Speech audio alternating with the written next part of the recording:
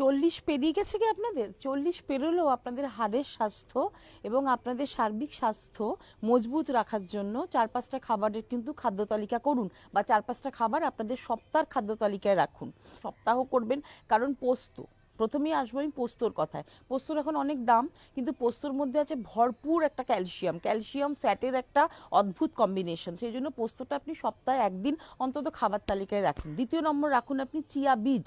100 গ্রাম chia বীজে কিন্তু 600 milligram আপনি পাবেন ক্যালসিয়াম। চিয়া বীজ রাখুন। দ্বিতীয় রাখবেন আপনি টোফু। হ্যাঁ, টোফু কিন্তু সোয়াবিনের দুধ থেকে তৈরি হয় টোফু। সেই টোফুর আপনি বিভিন্ন রকম তরকারি করে খেতে পারেন, মানে টোফু আপনাকে রাখতে হবে খাদ্য তালিকায়। ঠিক আছে, আর একটা কি রাখতে পারেন, সোয়া মিল্ক। সোয়া মিল্কও কিন্তু ক্যালসিয়ামে ভরপুর এবং প্রোটিনে ভরপুর, এটা কিন্তু হাড়ের স্বাস্থ্য মজবুত করেই। এবং দ্বিতীয় আপনি রাখবেন সবুজ শাকসবজির মধ্যে স্পেশালি ব্রাকোলি। ঠিক আছে, ব্রাকোলি কিন্তু একটা প্রচন্ড একটা কম্বিনেশন অফ ক্যালসিয়াম এবং প্রোটিন এবং ফাইবার, নো ফ্যাট।